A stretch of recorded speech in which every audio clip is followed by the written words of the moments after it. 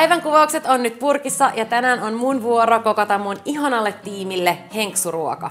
Mä teen lasanen mun omaan tyyliin ja laitan siihen kaikkeen yllätykseksi mun oman mökkisaaren herkkutatteja, kauden kasviksia, rikottaa mozzarellaa ja sitruunankuorta.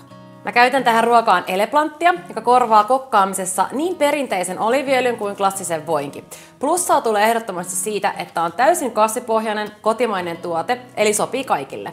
Tää ruoka tulee ihan superkätevästi, kun preppaat osan raaka-aineista etukäteen. Mun tomaattikastikkeen salaisuus on raukeiksi freesatut veget ja kypsät tölkkitomaatit.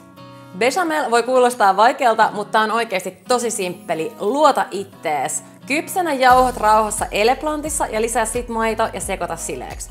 Viimeistellään lopuksi ricottajuustolla, eli viedään tää ranskalainen klassikko ihan uudelle levelille. Nyt paistetaan vielä sienet ja lehtikaali ja sitten ollaankin jo kasaushommissa.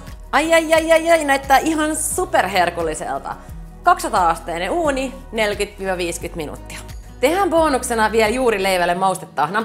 Pyöräytä huoneen lämpöinen eleplant kutterissa ja mausta pahdetuilla pölyksi ajetuilla fenkolin siemenillä ja sitruunankuorella ja sormisuolalla. Onko kauniimpaa näkyä kuin ihana kupliva lasagne? Nyt vaan työkaverit pöytään ja tää on tässä. Ihan älyttömän hyvää. Aivan älyttömän hyvää.